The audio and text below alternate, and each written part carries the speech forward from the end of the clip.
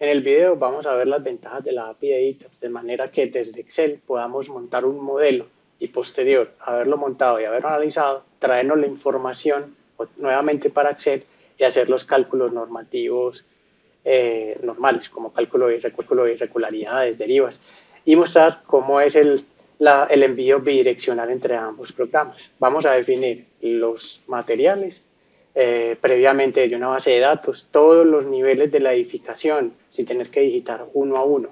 Vamos a tener la posibilidad de tener una base de datos de losas con todos los modificadores de propiedades y sus materiales y enviarlos con un clic, al igual que los muros, directamente de Excel a ETABS. Esa es la ventaja del API. No tenemos que definir una a una. Vamos a poder definir todos los elementos frame, empezando por las vigas y posteriormente por las columnas que van a estar dentro del modelo que vamos a montar, sin tener otra vez que definir sección por sección. Posteriormente nos metemos al análisis sísmico y vamos a definir el espectro, sin tener que estar exportando archivos TXT para posterior tener que importarlos desde el programa y ver el resultado pues, de las aceleraciones. Posterior a eso, vamos a definir todos los casos de carga de la base de datos pues, y tenemos la posibilidad de ver cómo vía API Data pues, podemos definir el mass source. Una vez analizado el modelo, nos metemos a exportar todos los resultados, su análisis dinámico, las masas de cada uno de los niveles, los cortantes de piso y los desplazamientos que tiene el diafragma para esos desplazamientos. Para con estos entrar a calcular las irregularidades normativas. Calculamos irregularidad torsional, la de retroceso de esquina, la geométrica, todo lo que tenga que ver con piso flexible, la de masa y la de piso débil, todo con un clic. Posterior a eso, hacemos el ajuste de los cortantes sísmicos y vamos a calcular las derivas del modelo. Ya entonces, en este ejemplo, lo que vamos a hacer es montar un modelo desde cero. Vamos a suponer que estamos empezando un diseño de una edificación. Vamos a montar el modelo. Y dentro de la hoja de Excel de cálculos sísmicos, pues pudiera ser que ya lo tuviéramos preestablecido a manera de una tablilla que uno tuviera ya predefinida anteriormente para generar sus modelos. Entonces pues ya hay datos aquí escritos. Pudiera ser también que uno aquí, ahorita les muestro cómo se hubiera podido crear un material desde la hoja. Pero entonces empecemos dándole clic al botón de un archivo nuevo en el software de análisis. Aquí cualquier opción es perfectamente válida. Simplemente damos OK, le decimos que nos vamos a ir con un grid cualquiera, no importa la cantidad de pisos y las unidades que esté por defecto iniciando el software, pues porque las unidades nosotros las manejamos directamente desde la hoja de Excel y en esas unidades que nosotros seleccionemos, entonces se le envían los datos al software para la creación del modelo. Entonces aquí le damos OK, se muestran entonces las ventanas normales de inicio. Voy a cerrar esto acá como para tener más espacio en las ventanas. Y empecemos definiendo los materiales. Para los materiales, entonces vamos a ver qué materiales tiene el modelo, que es nuevo. Entonces tiene después los materiales por defecto, que siempre al iniciar un modelo nuevo trae el software. Y vamos a crear esta lista de materiales que nosotros ya tenemos predefinida. Nosotros entonces pudiéramos simplemente, ya como lo teníamos aquí en la lista, enviárselos al programa. Y si vamos y revisamos, aquí ya quedaron definidos previamente, ya quedaron definidos dentro del modelo que vamos a montar. Si hubiéramos querido definir un nuevo material, nos podemos venir para acá, nos sale esta ventana de diálogo. Aquí entonces simplemente lo que podemos hacer es darle nuevo material. Vamos a suponer entonces que vamos a generar el concreto de 49, le decimos que es de concreto, las unidades en las que vamos a ingresar los datos, si es liviano o no, damos check o le quitamos aquí el check para saber si es liviano. En este momento no, pues el material que vamos a definir es un material común y corriente. El F'C porque estamos definiendo concreto, entonces para 49 sería 40, y como estamos en toneladas metro, sería 4.900. Y el módulo de elasticidad, teniendo en cuenta este multiplicador, pues simplemente le damos calcular y él no lo calcula. Ingresamos el módulo de Poisson y el peso específico de este y le damos añadir. Él se adiciona aquí obviamente a la lista, y como ustedes vieron aquí se actualizó también pues el listado en Excel, ya quedando definido ese nuevo material. Aquí entonces le damos salir y seguimos para la definición de las barras de refuerzo. Si nos vamos por acá, bueno, revisemos el material que no se lo hemos enviado al ITAPS, perdón. Entonces vamos a enviarle esta nueva lista de materiales al software. Aquí nos dice que ya quedó. Revisemos entonces que el material ha quedado definido. Aquí está. Y si nos metemos, nos muestra los datos que hemos ingresado, pero en estas unidades. Vamos a cambiarle las unidades al software, que igual, así se la hayamos enviado en las unidades que nosotros deseemos, pues él nos está mostrando en pantalla pues, las unidades por defecto que él tiene. Vámonos para toneladas metro, que fueron las mismas unidades por defecto en las que se enviaron los datos, y revisando, vamos a ver que el concreto de 49 megapascales, el material llamado H49 es concreto, es isotrópico, y tiene los datos que ingresamos acá. Si ven, el módulo de elasticidad es 33, 222, 74, 86, que es el mismo dato que tenemos en este lado, y el módulo de Poisson sigue siendo 0.2 con un F'C de 4900. Si nos metemos al tema de diseño, nos muestra entonces que el F'C es 4900. Que entonces queda ya definido y actualizada la nueva lista de materiales del modelo en función a lo que nosotros le ingresemos.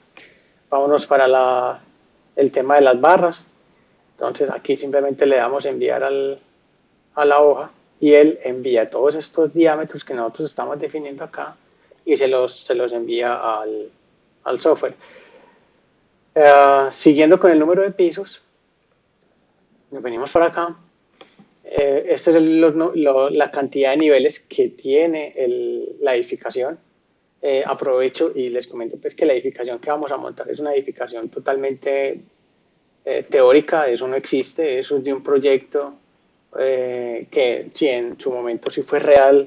El modelo que vamos a montar ha sido pues, totalmente modificado pensando en el ejemplo explícitamente. Entonces puede que se presenten, por ejemplo, que no den algunos resultados, o que la concepción no sea la que de pronto uno haría en un diseño que uno está haciendo, porque este modelo y este ejercicio es netamente académico para mostrarles el funcionamiento de la hoja y cómo esta hoja sirve como consola para enviar y recibir información desde los modelos estructurales que han sido montados desde ITAPS para, desde el inicio, definir, pues nos sirve tanto para enviar la información a ITAPS para crear los modelos, y posteriormente, una vez analizados, nos sirve para traernos información para hacer todos los cálculos y chequeos que nos obliga la norma cuando hacemos un diseño estructural. Entonces, siguiendo, si vemos acá, pues la edificación tiene 2 niveles. Vamos a revisar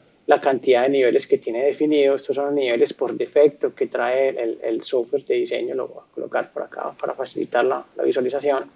Ese apenas tiene 4 niveles y tienen estas alturas. Y nosotros ya tenemos listados los niveles acá. Esto se lo vamos entonces a enviar al software. Y aquí vieron cómo se actualizó automáticamente la vista 3D del modelo, mostrando pues ya la nueva configuración. Cada una de estos menús tiene también su ventana de ayuda para crear los modelos. Este pues simplemente es una lista de niveles en donde se ingresaría el nombre y la altura de cada nivel, y en función a eso pues se actualiza la hoja de Excel, y posterior a eso se envía la información al ITAPS. Todas estas ventanas que tiene la herramienta son más de visualización y para facilitar la modificación y la edición y la creación de información para ingresarla a la hoja de Excel. Y posteriormente desde la hoja de Excel es que se hace el envío al software de análisis. Directamente no se hace el envío de información al software. Entonces vamos a revisar la información que ya quedó después de habérsela enviado al software y revisemos entonces que el nivel, voy a bajar esto por acá, voy a primero borrar esto pues es de un ejercicio anterior, voy a borrar esto, todavía no hemos creado el modelo ni lo hemos analizado, entonces pues teóricamente no podemos tener esta información que estaba ahí listada. Entonces vamos a traer entonces la información del software como quedó definida y otra vez entonces vemos que se le enviaron los datos de cubierta, los nombres piso 23, 22 y 21 y el software los tiene como cubierta piso 23, 22, 21, altura de cada piso es 3 metros y las elevaciones están acá. Mostrando pues que la comunicación es directa entre la herramienta y el software de análisis. Ahora, siguiendo con las definiciones, nos podemos meter con las losas que le vamos a enviar, los tipos de definiciones de losas que vamos a utilizar en el modelo. De alguna manera, pues el orden sería ingresar el nombre que queremos colocarle, el espesor, el tipo de elemento con el que nosotros vayamos a modelar ese elemento tipo losa, que puede ser pues el shell thin, el membrana o si alguna cosa pues el thick, cada cual. Y aquí tenemos el listado de materiales, miren que incluye el último material que definimos, ya que una vez se crean los materiales, todas estas listas desplegables aquí, miren que aquí también está, en este espacio vacío, se actualizan automáticamente para tener siempre la información más actualizada y nos facilite la creación del modelo y el envío de información desde Excel hasta el modelo vía la API. Como concepción, entonces se van a fisurar las losas para que no tengan capacidad momento en ninguna dirección. Entonces vemos aquí que están fisurados con 5 ceros 1 los elementos tipo losa que vamos a utilizar en nuestro modelo. Y seguimos entonces para este lado en donde vamos en la edificación, como es una edificación tan alta, se va a trabajar en el sentido Y un sistema combinado. Entonces vamos a definir unos muros de concreto de 40 centímetros con estos materiales asignados. Entonces le colocamos el nombre, el tipo de elemento Y que queramos utilizar para el modelo y el material que le vamos a asignar y otra vez los tipos de modificadores de propiedades que le queramos o no colocar. Como es un muro, esto no va a ir afectado, aunque si nos metemos en la ventana de edición de esta parte, entonces nos metemos aquí y aquí, como les decía antes, pues también es como para facilitarnos el ingreso de la información. Si seleccionamos cada uno de estos elementos, pues nos muestra cómo están los modificadores, el nombre, el material asignado y el tipo de elemento. Lo mismo para los muros. Si nos paramos para acá, entonces ya nos muestra son los muros que tenemos definido y los mismos modificadores. Aquí se utiliza entonces que si, por ejemplo, nosotros estamos definiendo un elemento y queremos fisurarlo según la normativa, él ya nos coge los parámetros por defecto para ser asignados a la sección que estamos definiendo. Lo mismo para los muros. Por ejemplo, si vamos a fisurar los muros según nos indica la normativa, entonces aquí simplemente al darle este check nos ponen los valores por defecto que nos indica la normativa. Todo esto, como les decía anteriormente, todas las definiciones tienen esta manera como más didáctica de ingresar la información. Y aquí a este lado tenemos pues como una imagen que nos recuerda qué es lo que indica la norma según el dato. Entonces aquí nos podemos pasar para losas, para muros, y todos los datos aquí ingresados vienen y se actualizan en función a si es losa o el muro a este lado o a este lado de la hoja. Ya teniendo eso definido, entonces vámonos otra vez para el software. Vamos a ver qué secciones de losa son las que tenemos definidas. Mire que tenemos apenas 2 secciones de losa. Y al darle enviar las losas al software, entonces ya aquí volvemos a revisar y vemos que pues ya están creadas todas las secciones que nosotros teníamos aquí escritas dentro del modelo. Y vamos a revisar, por ejemplo, esta primera, que es el L6H28, estaría por acá, al H28 cubierta, está aquí. Nos dice entonces que esta tiene, pues el nombre coincide, tiene un material de 28 megapascales, que es el que está aquí definido, es Shell Thin, así quedó. Y si nos metemos entonces a la parte de modificadores, vemos entonces que los modificadores están todos en uno, lo que es sí, todos en uno, pues el F1, F2 y F1.2, todos en uno, como están acá. Tenemos el M1, M2 y M1.2 fisurados, así están aquí, con 5 ceros 1. Tenemos el B1.3 y el B2.3 con 1, aquí están. Y lo que es peso y masa también está con valor de 1, están full. Así quedan entonces pues, definidas las losas en el modelo, y ahora nos vamos a enviar estos datos de los muros al software. Volvemos y validamos a ver qué secciones de muros hay. En este momento solamente hay este tipo de sección. Le decimos entonces que envíe los datos de los muros a ETABS. Volvemos a revisar y ya nos aparecen aquí las secciones definidas otra vez. Sí, otra vez. Y validando entonces que el M40H42 tiene 40 de espesor, aquí está bien, y todos con modificadores de 1 y es tipo Shell Thin, así quedó. Perfecto. Entonces ya tenemos lo que es los asimuros. Seguimos ya entonces a definir las secciones de los elementos tipo frame para lo que es vigas y columnas que van a estar en el modelo. Tenemos aquí que dentro del software, dentro de la hoja Excel, perdón, entonces están definidos estas secciones que por el momento creemos que son las que vamos a utilizar en el modelo. A manera de predimensionamiento nos dieron esta clase de vigas. Son todas de sección rectangular. Para las vigas sí, no sé, solamente pues da para utilizar secciones rectangulares, igual que el ETABS para el diseño a flexión. Tenemos entonces las dimensiones de estas, 30 por 40, el material, los pues, recubrimientos o la distancia pues,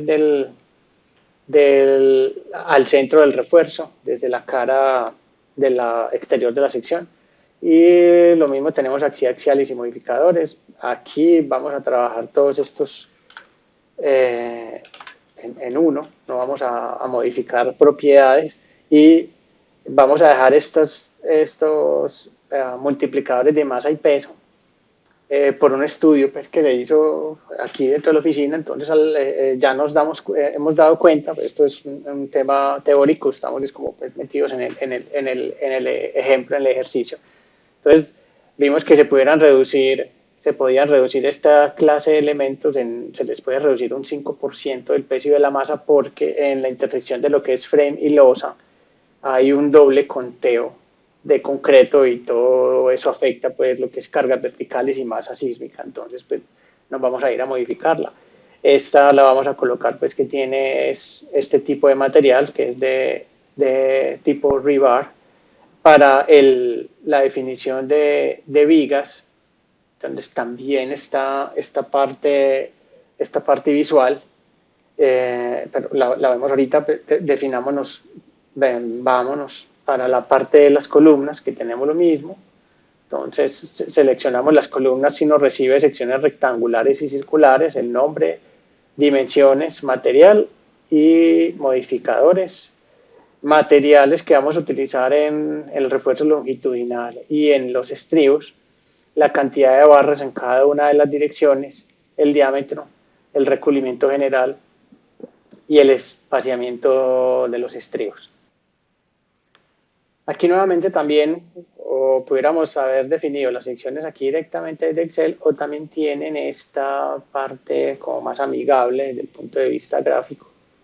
Y entonces para las vigas nos muestra todos los nombres, las propiedades del material que se le quiera, las unidades en las que queramos ingresar los datos. Y los modificadores. También, si uno quiere, pues utiliza las secciones fisuradas normativas. Y también tenemos aquí que si fisura a torsión los datos. Lo mismo pasa para las columnas, donde pues en función al tipo de sección que uno esté trabajando, le trae exactamente los mismos datos a ser utilizados para la definición de la sección. Y también, si uno le da que fisure las secciones según la norma, pues de una trae los multiplicadores normativos automáticamente a ser utilizados. Aquí se pueden editar, eliminar o adicionar nuevas secciones que uno quiera ingresar al modelo que uno está definiendo. Revisando entonces el modelo, vemos que estas son las secciones típicas que trae el software a la hora de uno empezar un modelo nuevo. Vamos a eliminar todas esas secciones para dejar, son las que nosotros queremos trabajar únicamente.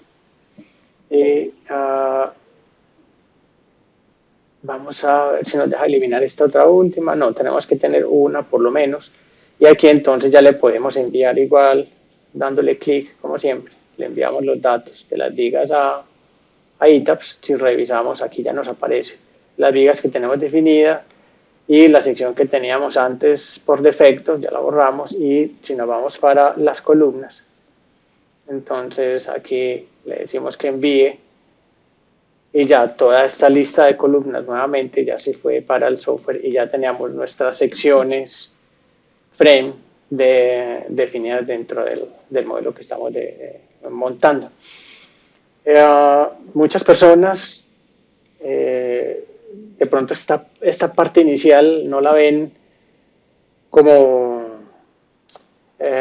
necesaria, pues porque la mayoría de las oficinas o la mayoría de personas, según he visto, ya tienen como unas plantillas, unos modelos ya creados o de otros proyectos anteriores en donde pues para crear un nuevo proyecto simplemente se le da a guardar como, se borra todo lo que está modelado y se procede a montar el nuevo proyecto. Y ahí ya tiene igual uno los materiales y las secciones predefinidas de proyectos anteriores. Pero recuerden que esta hoja pues también se puede traer la información del modelo. Quiere decir que una vez nosotros tengamos ya nuestro modelo concluido y ya tengamos el diseño listo para la generación de una memoria de cálculo, pues nos podemos traer ya las secciones definitivas que quedaron dentro del modelo para el archivo en Word que esta herramienta genera a manera de memoria, con todos los datos, tanto de las definiciones y como del análisis sísmico, y que tenga actualizada la base de datos. Entonces, pues, habrían las dos opciones. Diría yo que de pronto lo bueno de irse uno por este lado es porque no arrastra de pronto errores o vicios que haya de pronto uno cometido en modelos anteriores, o de pronto suposiciones o modificaciones que uno haya hecho que eran de pronto muy específicas para el proyecto que uno estaba trabajando en su momento y que por uno estar utilizando ese modelo, pues se lo trajo para un proyecto que de pronto no necesariamente le puede aplicar las suposiciones y las hipótesis que uno utilizó anteriormente, o traerse errores de modelos anteriores, ya cada cual. Aquí ya pasaríamos a la parte de espectro, que pues seleccionaríamos entonces pues, la ciudad en donde va a estar el proyecto sería Medellín. Esto pues aquí ya traes automáticamente los datos de A sub A y A sub B, y que él reconoce pues que es zona de amenaza sísmica intermedia. El proyecto, según el estudio de suelo, nos indica que va a estar ubicado en suelo tipo D, y para el ejercicio vamos a ubicar esta edificación en grupo de uso tipo 2 para tener los dos espectros, uno para el diseño y otro para deriva, eh, y ver la diferencia en el modelo. Decimos entonces que ya teniendo los espectros claros y haberle dado las variables para la creación de ellos, en el video anterior que era de revisión, uno no se puede traer los datos del espectro de un modelo que está existente, pero sí se puede hacer es que uno le envíe los datos a ETABS de un espectro que uno esté definiendo. Entonces, los espectros que actualmente tendría o tiene el proyecto, pues es el espectro por defecto que trae ETABS. Y nosotros pues ya tenemos, son dos espectros diferentes, que es uno de diseño de derivas con unas características muy especiales de ubicación y de tipo de suelo. Si le damos clic aquí, entonces nos sale este cuadro de diálogo, en donde vamos a seleccionar qué tipos de espectros son los que vamos a definir, y con el nombre que le vamos a colocar. Ya vimos pues que aquí previamente no hay espectros definidos en el modelo, y da la posibilidad de crear un archivo de cada uno de los espectros, que se esté generando un archivo TXT por si, no sé, se necesita para la memoria o para alguna otra cosa. Pues de alguna manera esta era la forma como se ingresaban anteriormente en esta herramienta los datos, y pues ya en esta actualización que es vía API, pues simplemente se dejó la opción, porque recuerden que uno en ETABS, pues ya para uno definir los espectros, pues le dice que es por archivo, y entonces le sale este cuadro de diálogo, y por acá uno seleccionaba el archivo en donde estaba el espectro a definir. Como ya no hay necesidad de eso, pues porque lo estamos haciendo vía API, entonces pues ya nos ahorramos ese paso también. Pero está la posibilidad de seguir generando el espectro de los archivos TXT de los espectros, por si alguna utilidad del que esté utilizando la herramienta. Entonces aquí le decimos que envíe los espectros, y él entonces genera los espectros que tengamos aquí listados.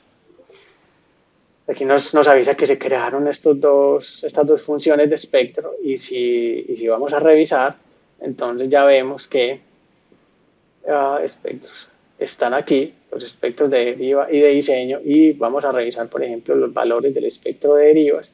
Y aquí tenemos entonces que para un periodo de 0, que sería tenemos un SSUA de 0.5623, pues que aquí está redondeado, y pues está la gráfica del espectro, ya queda ingresado inmediatamente como espectro de usuario, que anteriormente por la manera tradicional uno se llevaba el archivo, y si uno no le decía al software que era un espectro de usuario, pues siempre quedaba linkeado a un archivo externo, que si uno enviaba el modelo estructural a otra persona y se le olvidaba ingresar el espectro, pues entonces ahí ya había un problema. Ya aquí quedó listo y quedó con las dos funciones definidas.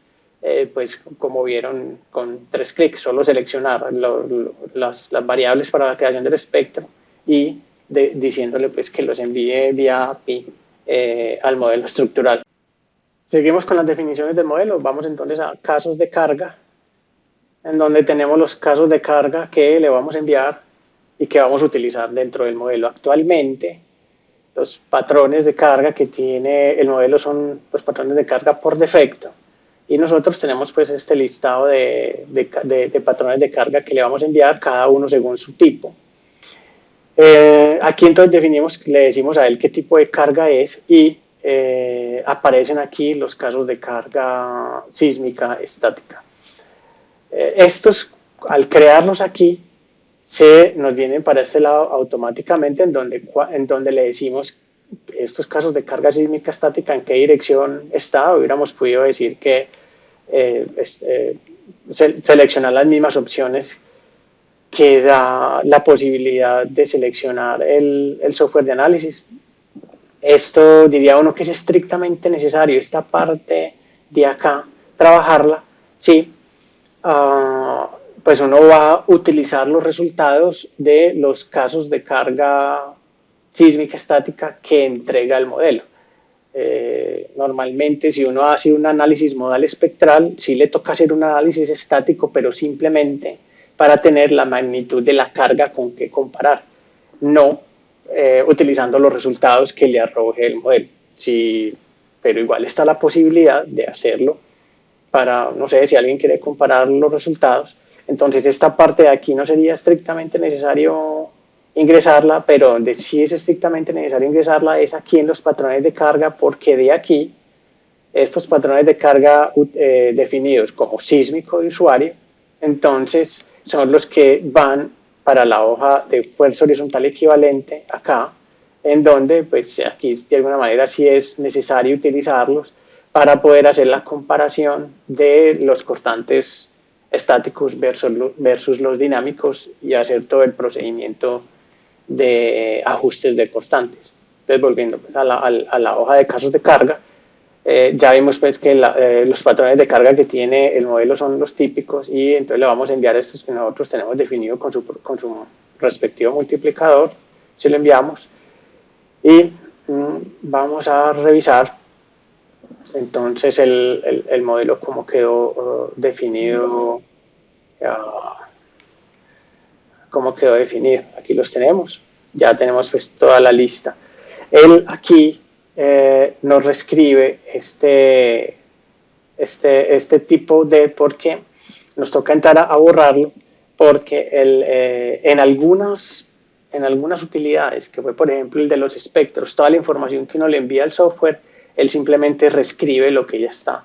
En otras, él simplemente adiciona lo que uno le está enviando.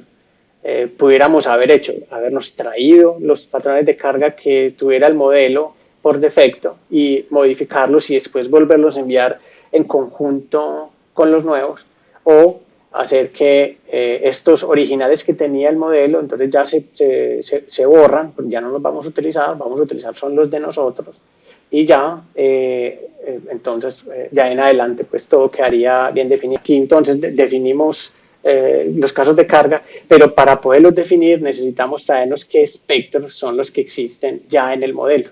Esto es el procedimiento normal que uno haría en el ITA, pues que uno para poder definir, primero nos toca entonces es definir un espectro para irla a seleccionar y decirle en qué dirección está el caso de carga sísmica dinámico. Entonces ya posterior a habernos traído los casos de carga sísmica dinámico, él no los lista y aquí seleccionamos entonces lo que nosotros queramos utilizar. Entonces para este modelo se va a utilizar dos casos de carga que se llaman sismo en cada una de las direcciones, que son los casos de carga de diseño, y otros dos casos de carga que se llama deriva en cada una de las direcciones, que son los casos con los que vamos a validar derivas. ¿Por qué la diferencia? Por coeficiente de importancia. Para cada uno de estos entonces se selecciona el espectro respectivo, este sería entonces el de diseño, y para estos dos vamos a seleccionar es el de derivas que tenemos aquí. Le damos pues el multiplicador de escala, que siempre es el valor de la gravedad, el amortiguamiento del 5%, el tipo de combinación direccional que uno puede pues, escoger, pero pues, vamos a dejar por defecto el CQC y la combinación direccional, y que sería pues el RSS. Creo que dije combinación aquí, pero esta es combinación modal. Aquí le decimos entonces que vamos a utilizar o no excentricidad accidental para el chequeo, para el diseño, sí, para las derivas. Aquí en este caso le vamos a decir que lo voy a bajar en cero para que veamos la diferencia, aunque la norma al respecto es muy claro de lo que hay que hacer ahí. Y vamos a revisar aquí y vemos que aquí no hay ningún caso de carga sísmica dinámico definido. Llegaron simplemente a los estáticos. Entonces le vamos a decir que los envíe. Y ya teniendo esos casos de carga sísmicos acá, nos vamos para este lado y aquí aparece entonces que el caso de carga sismo Y, que es el mismo que está aquí, vamos a comparar qué son los datos que nos está mostrando el software. Nos dice entonces que es response spectrum, que es lo que estamos justamente definiendo, va en dirección U2, que es lo que nos indica, y el espectro es diseño, con un factor de escala de 9.806 y que tiene una combinación modal tipo CQC y una combinación direccional SRSS, que es lo que estamos incluyendo aquí. La excentricidad accidental para sismo Y es del 5%, y aquí entonces también nos dice pues que es del 5% para todos los diafragmas. Y vamos a entrar a comparar entonces ya para el de derivas, en donde nos dice entonces que tenemos en la dirección 1, porque cogí pues deriva X, tenemos el espectro de derivas con un multiplicador de 9.806, y lo mismo pues CQC RSS, pero en la excentricidad aquí habíamos dejado este valor en 0, y si vamos y comparamos aquí tenemos que la excentricidad es del 0%. Entonces, ya teniendo definido todo lo que son los casos de carga, ya nos pudiéramos venir a definir los sets de carga, dado el caso pues que se quieran utilizar dentro del modelo. Tenemos pues toda esta lista de sets de carga posterior a haber hecho todo un estudio de cargas y zonificación de las cargas dentro de cada una de las plantas de la edificación, y nos salieron pues toda esta cantidad de sets de carga. Tenemos una zona de tanques con una carga de agua que tenemos que tener en cuenta en el mass source, porque eso nos obliga a la norma. Y aquí se ven claramente las magnitudes de carga que queremos utilizar. Esto pues es de alguna manera lo mismo que se vendría a hacer aquí en el software, en load sets. Como ven, esto está vacío, entonces ahora le voy a enviar toda la información. Aquí los patrones de cargas vienen listados, es decir, que yo aquí no me puedo venir no puedo escribir un caso de carga o un patrón de carga que sea diferente a los que ya habíamos definido previamente en esta parte de acá, pues porque si ustedes saben que si no está definido, pues entonces en el software no va a aparecer para poder ser utilizado. Entonces o va a salir un error o simplemente el software lo omite y uno puede cometer un error si está utilizando pues un nombre que no es. Por eso se utilizan las listas desplegables, para utilizar siempre lo que es y lo que está ya previamente definido en el software. Al darle enviar aquí en los patrones de carga del software, todas estas listas desplegables de acá se actualizan automáticamente con las listas de patrones de carga que están en la otra hoja de Excel. A cada uno se le introduce su magnitud de carga, y entonces se envían los sets de cargas a ETABS. Definir esto en ETABS, esta gran cantidad de sets de carga, pues toma una buena cantidad de tiempo, y aquí pues simplemente lo creamos muy fácilmente. Aquí, por ejemplo, si cambiamos las unidades a kilogramos, miren que él hace automáticamente la conversión de unidades, y en este valor es que él va a enviar los datos al ETABS. Él hace pues automáticamente una conversión de unidades. Lo voy a dejar en toneladas, que es como la unidad que estábamos utilizando. Vamos a validar entonces acá en el modelo que fue lo que se envió, y vean que aquí están listados todos los sets de cargas que tenemos aquí. Ya para el origen de masa, este es el origen de masa que está actualmente definido en el modelo. Vemos que por defecto traen estas opciones y estos check pues, de donde él va a utilizar la masa para calcular su carga sísmica. Aquí entonces le damos, pues se le introducen las cargas común y corriente, el factor multiplicador, ingresamos el tema del agua de los tanques porque nos obliga a la norma, y le decimos que lo vamos a utilizar es por cargas especificadas. Hubiéramos podido pues, seleccionar los mismos datos de acá, y él pues, automáticamente se lleva los datos. Le decimos entonces que lo envíe al software, y volviendo a revisar, esto está, aquí está, aquí ya está definido, y miren que aquí quedó este check que se especifican por los patrones de carga el origen de masa, que es lo que teníamos seleccionado aquí. Entonces ya posterior a haber realizado todas las definiciones de todos los elementos, los materiales, el espectro, siguió el proceso de modelación en donde pues, ya por fin se acabó. Aquí tenemos entonces la edificación, que es un edificio con 24 niveles, compuesto por una planta de elementos frame, de losas nervadas en una sola dirección, y ubicado aquí, por ejemplo, están los muros que les comentaba al principio, están ubicados en este sitio y en este sitio, ambos en dirección Y, en la dirección transversal de la edificación, y ya este modelo fue analizado. Entonces, posterior al primer análisis que se hizo, ya sigue todo lo que es el análisis sísmico para entrar a hacer las validaciones del caso. Nos vamos entonces para la hoja de tablas ITABS, en donde es donde se consigna toda la información que arroja el modelo estructural para posterior al haberlo analizado. Entonces, lo inicial es traernos la parte del análisis modal. Nos traemos entonces todo lo que son los periodos de vibración de la estructura. Acá al final, que es donde aparecen los máximos, dicen que tenemos un periodo en la dirección X de 328 segundos y en la dirección Y de 310. Y tenemos a ver, estos modos de vibración están arrastrando el 78 en X y el 72% de la masa.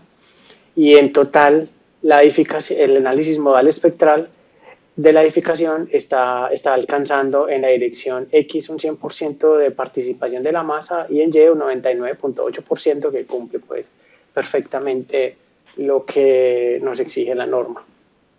Nos traemos entonces la masa de cada nivel y aquí nos vamos a traer para los casos de sismo X y sismo Y, que son los casos de diseño, las fuerzas de cada piso y para esas mismas fuerzas el desplazamiento del centro de masa. Con estas fuerzas y desplazamientos posteriormente se calculan lo que es las rigideces de cada uno de los niveles. Hay algunas versiones del software que no están arrojando la story stiffness y que es el insumo con el cual uno va y valida la irregularidad de piso flexible. Y también con los desplazamientos se chequea lo que se calcula el índice de estabilidad Q. Entonces vamos a traernos para estos casos de carga que seleccionamos aquí lo que es los story forces y los desplazamientos del centro de masa.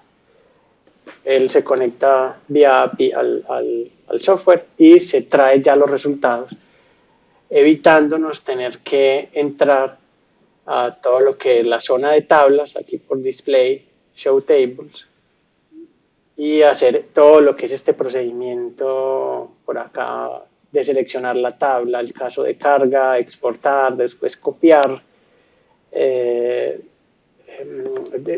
exportar Excel, sí, copiar o en algunos casos hay que aplicarle algunos filtros en función a cómo uno tenga sus hojas de cálculo, ya sea que esté utilizando todas las columnas exactas que el software arroja o solo algunas, bueno, en fin, aquí ya simplemente con un clic nos estamos trayendo esos resultados y aquí a mano derecha entonces nos muestra una gráfica de cómo se está comportando la edificación, cuál es la tendencia de los cortantes de piso y los desplazamientos de los centros de masa de cada una de las losas.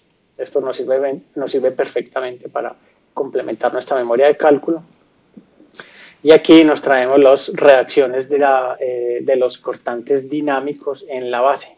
Estos son los base reactions para estos cortantes dinámicos, casos dinámicos, perdón, y que son con los cuales uno posteriormente entra a hacer la comparación versus los cortantes estáticos, que todavía no hemos llegado a la hoja de fuerza horizontal equivalente a hacer todo ese método manual para entrar a comparar con lo obtenido con el análisis dinámico.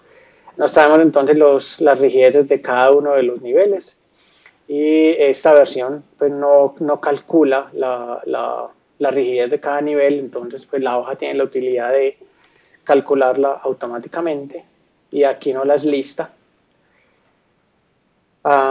Y llegamos para el cálculo de la irregularidad de piso débil, que esto entramos un poco más a detalle.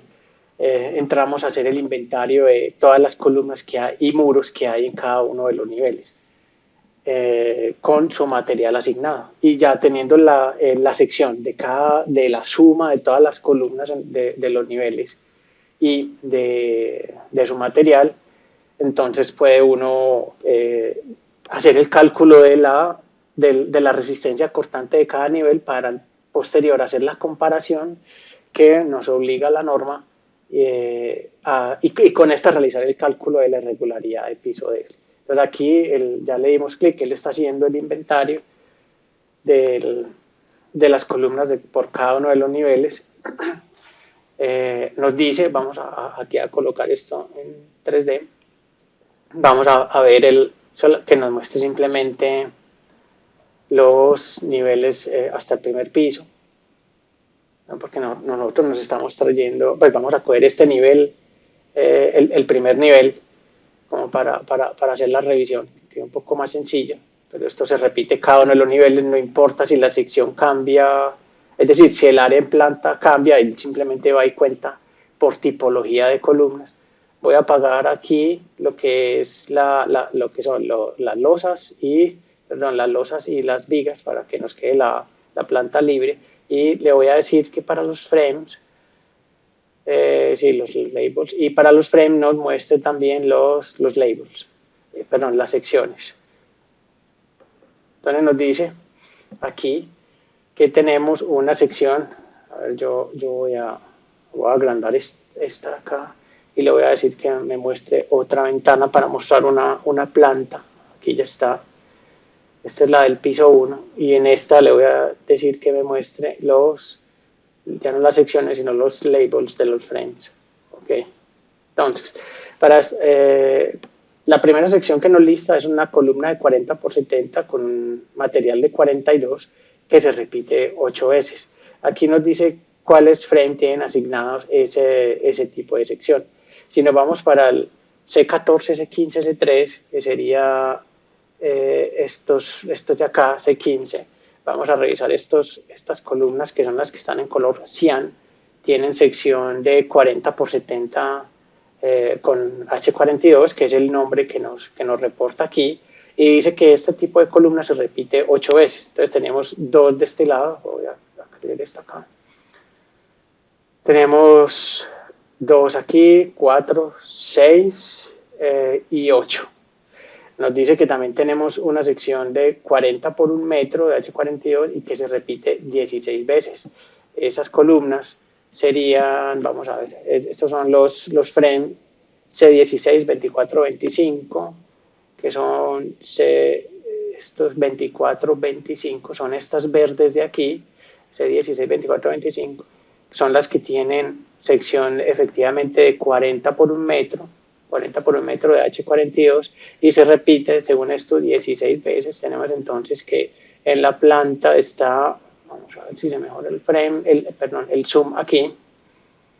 En la planta esto se repite, son las verdes, entonces tenemos 2, 3, 4, 5, 6, 7, 8, 9, 10, 10 y 11, 12, 13, 14, 15 y 16 veces exactamente. Entonces, como ven, él simplemente saca es un inventario por tipología.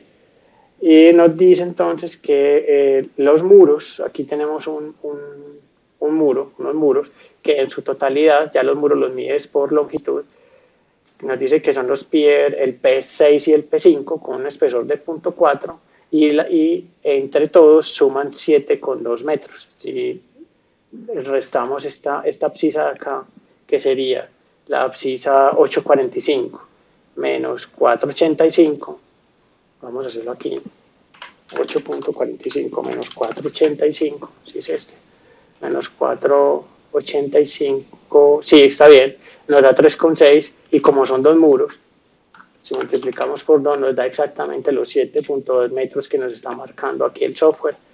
Con este espesor necesitamos la longitud y el espesor y el material para saber la resistencia al cortante.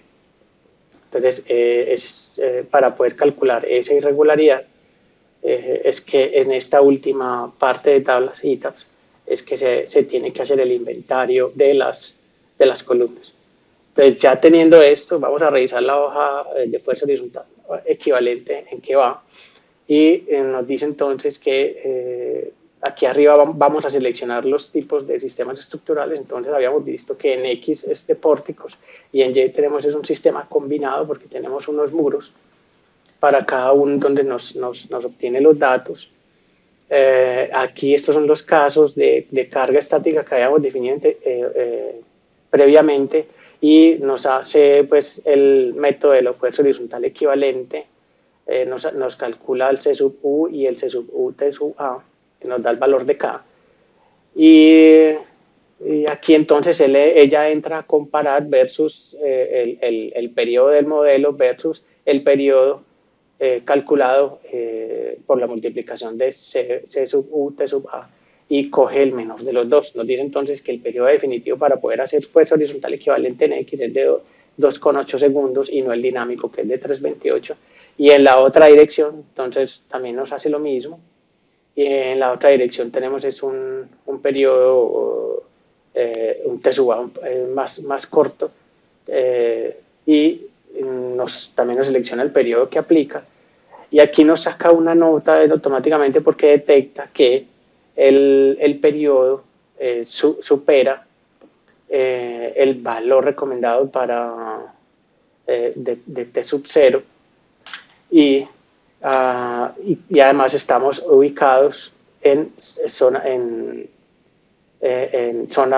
suelo tipo D. Entonces aquí nos hace la advertencia de que se tiene que hacer un modelo de interacción suelo-estructura. Nos muestra entonces el espectro con los cortantes sísmicos ahí graficados y nos calcula el cortante sísmico estático. Aquí entonces entraríamos a hacer la comparación con los cortantes sísmicos dinámicos, que estos son los resultados que nos había traído desde la hoja de tablas ITABS, que igual aquí si lo volvemos a dar clic los vuelve y trae. Y posteriormente se tiene que hacer la comparación en función a si la estructura es regular o regular. Como esta parte todavía no la hemos hecho, entonces ya sí ya nos vamos para la hoja de el cálculo de las irregularidades. Ya en la hoja del cálculo de irregularidades empezamos pues, como por la más importante, la primera, que son las irregularidades torsionales en planta. Seleccionamos los casos de carga con los cuales vamos a seleccionar vamos a calcular la irregularidad torsional y nos traemos los resultados desde el software, indicándonos que no sobrepasamos los valores de 1,2 ni 1,4. Entonces en la dirección X no tenemos irregularidad torsional y en la dirección Y tampoco. En la dirección Y no tenemos irregularidad torsional.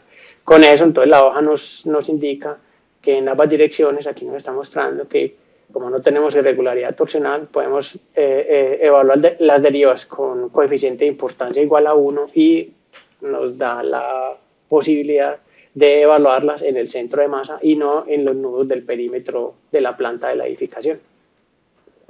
Aquí ingresamos los valores.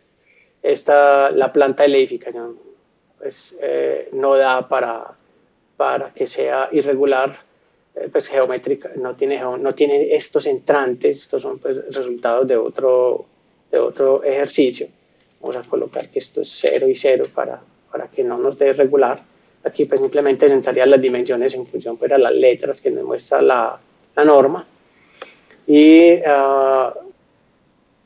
pudiera uno entonces decir que debería estar evaluando la irregularidad tipo 2, ¿cierto? Que es la que es el vacío, el diafragma tiene unos vacíos, es que hace que se estrangule. Entonces sería ingresar estas dimensiones de acá, según el gráfico dado por la norma, y él ya pues aplica la ecuación automáticamente. Y aquí, ya en esta otra irregularidad se calcularía lo que es piso flexible. Con las irregularidades de piso que calculamos anteriormente, nos indica que no presentamos esta irregularidad. Como esta irregularidad, como esta edificación, el grupo de uso, es grupo de uso 2, y si la pasamos al grupo de uso 1, vámonos para el espectro, que es donde está esto, les quiero mostrar es que aquí en el cálculo de las irregularidades nos estuviera indicando cuál de estas irregularidades no hay ni siquiera necesidad de evaluarla porque pertenece a grupo 1 y está ubicado en zona de amenaza sísmica intermedia, lo que sería esta, por ejemplo. Esta siempre hay que evaluarla, lo que es la irregularidad torsional. Esta de piso flexible tampoco necesitaría valoración, y esta de piso flexible tiene otro condicional que va en función a las derivas. Todas las derivas no las hemos calculado todavía, posterior a calcular, entonces coge los resultados pues, de un cálculo anterior, posterior a que calculemos las derivas, venimos y nos fijamos a ver si nos sigue aplicando, y es que nos dice que en función a las derivas no habría que evaluar la irregularidad 1AA ni 1BA, que son las de piso flexible y flexible extremo, si se cumple que las derivas son 1.3 veces menores que las del piso siguiente hacia arriba. Esta, por ejemplo, que es de la distribución de masa, tampoco habría que evaluarla si fuera grupo de uso tipo 1. Vamos a volver al grupo de uso que estamos nosotros trabajando, que es grupo de uso tipo 2, y nos devolvemos irregularidades. También nos muestra que pues todas las masas están como muy parecidas, no hay la diferencia que indica la norma, no tenemos la irregularidad. En esta edificación sí nos tocaría evaluar este tipo de condición geométrica que para el modelo no se tiene, pero nos hace también la salvedad normativa en función a las derivas que se calculen posteriormente, suponiendo que, pues para saber si, como es del grupo 2, la tenemos que evaluar, y entonces para saber si en función a las derivas efectivamente la tenemos que evaluar o no. Llegamos al piso a la irregularidad de piso débil, en donde entonces nos traemos el área de las columnas, el área de los muros. Cada área de columna se multiplica por la resistencia del concreto y se halla un phi C, o un B sub C sin el phi. Y lo mismo se hace para los muros y se hace la suma entre la resistencia cortante total de cada piso para hacer la comparación entre cada uno de los pisos y validar si se cumple la diferencia que dice la normativa para calcular esta irregularidad de piso débil. Para el ejemplo, no tenemos esta irregularidad tampoco. Aquí entonces se nos muestra el resumen de las irregularidades que tuvo la edificación. Esta edificación entonces, pues como vimos, nos dio que no presenta ninguna irregularidad, es totalmente regular, tanto en planta, que serían estas, como en altura. Si por ejemplo nos da que esta irregularidad aquí la tiene y nosotros por alguna razón simplemente la quisiéramos omitir, entonces pues se borra el dato y ella coge automáticamente el no, que es el por defecto que trae la hoja. Hay otras irregularidades que pues toca evaluarlas manualmente, así como evaluamos esta irregularidad geométrica en donde tenemos que ingresar los datos manualmente, y estas dos irregularidades, que es la 4P y 5P, y es si tenemos pórticos no paralelos y este desplazamiento del campo de acción en cada una de las direcciones. La hoja trabaja las irregularidades y, como vimos anteriormente, la carga sísmica por separado en cada una de las direcciones principales. Entonces, aquí pudiéramos obtener que la edificación es regular en X e irregularidad, es regular en X e irregular en Y, y tener dos valores de R totalmente diferentes para cada una de las direcciones. Aquí entonces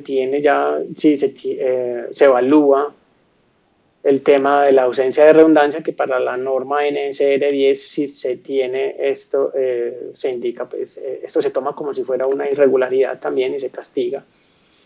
Entonces, se castiga para el tema del ajuste de los cortantes sísmicos y obviamente para el R.